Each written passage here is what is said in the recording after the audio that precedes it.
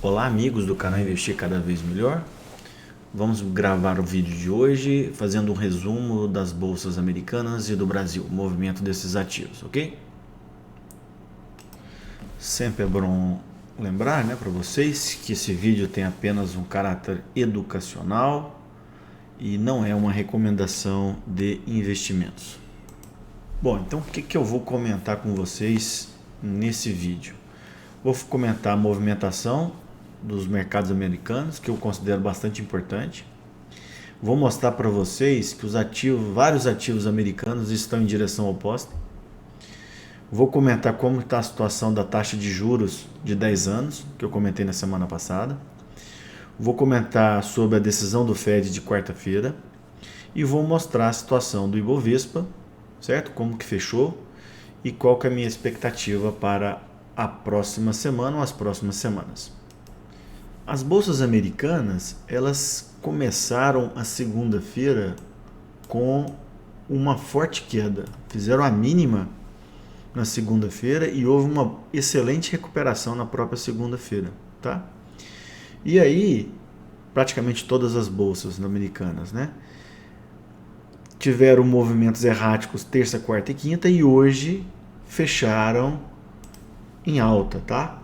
Olha aqui, o S&P ainda está aberto, mas fechou com uma forte alta no dia de hoje, e também o Dow Jones, tá?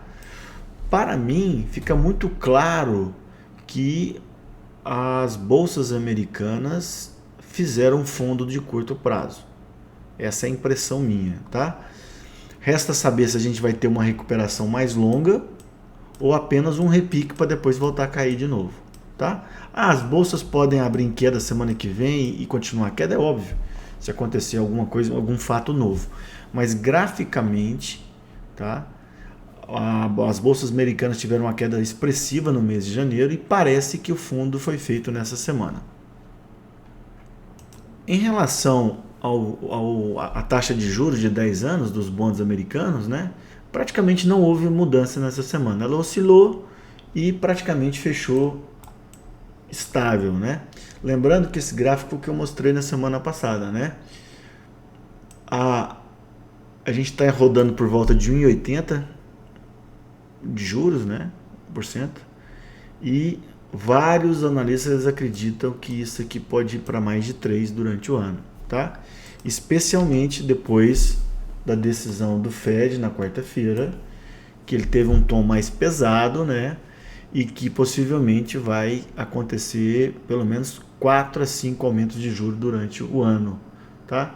Então, assim, aquele rompimento da resistência aqui por volta de 1,90 é uma questão de tempo, tá? E, obviamente, isso vai penalizar as bolsas americanas, especialmente as empresas que têm um fluxo de caixa lá na frente, como explicado na semana passada, tá?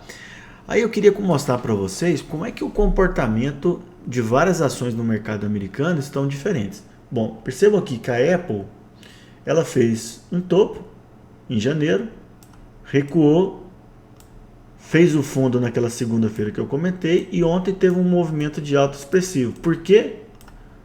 Ontem no pré-market e hoje, por causa do resultado que foi muito bom segundo os analistas.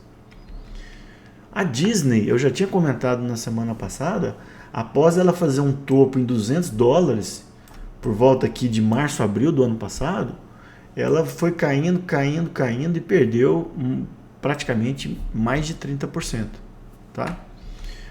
Olha o Mercado Livre, isso aqui é um gráfico mensal, o Mercado Livre que bateu $2.000 está rodando aqui na faixa de 1.000, 1.100, ou seja, perdeu quase 50%.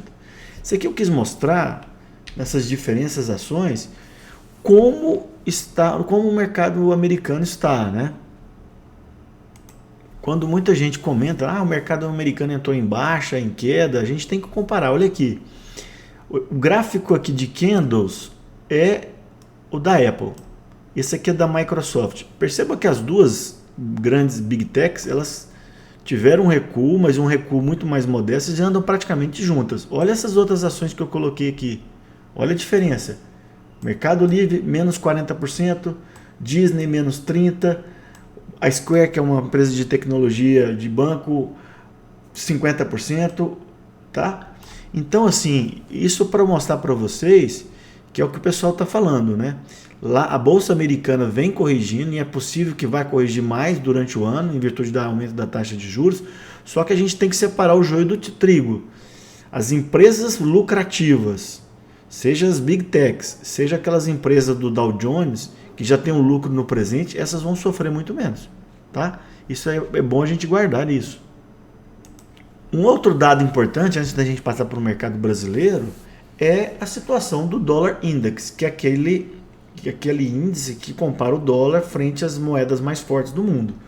E olha que claramente, desde junho, julho do ano passado, a gente tem alta expressiva. Olha lá, essa semana fortíssima alta no dólar index. Ou seja, o dólar vai ficar forte porque está subindo o juro nos Estados Unidos, vai migrar dinheiro para lá, mas possivelmente vai migrar muito para a renda fixa de lá. Tá? Haja vista que as ações tiveram altas expressivas nos últimos 2, 3 anos, então é possível que vai migrar mais alto. E claramente a gente está vendo parte desse dinheiro que está saindo da Bolsa Americana para as bolsas emergentes. Tá? Então lá a gente tem um bear market para algumas ações, uma correção para outras, como eu acabei de comentar. E claramente, se ano passado a gente apanhou feito condenado, esse ano a gente já acumula uma alta aí de 10 a 12%. Tá? Então assim, mudou o fluxo, né? Antes de comentar o Ibovespa no Profit, olha aqui, semana passada eu mostrei para vocês que o saldo dos estrangeiros estava em 16 bi, essa semana foi para 25, ou seja, esse movimento de alta que a gente está vendo é basicamente referente aos investidores estrangeiros. Eu tinha prometido para vocês, o canal chama Gringolândia na Bolsa, tá? Tá no YouTube, muito interessante a análise que o autor faz. E ele mostra claramente que os investidores institucionais, né, os fundos estão vendendo, os estrangeiros comprando e as pessoas físicas ficam comprando, vendendo, a maior parte vendendo. Tá? Então, assim, a gente tem que seguir ao fluxo maior comprador que é do mercado dos investidores estrangeiros. Tá? Vamos agora mostrar no Profit as minhas impressões. Antes de mostrar aqui o Ibovespa, vamos ver aqui o S&P negociado aqui na B3, que é esse gráfico que eu estou mostrando para vocês. Ó, o movimento da segunda-feira, que eu comentei com vocês. Deixa eu só mudar aqui.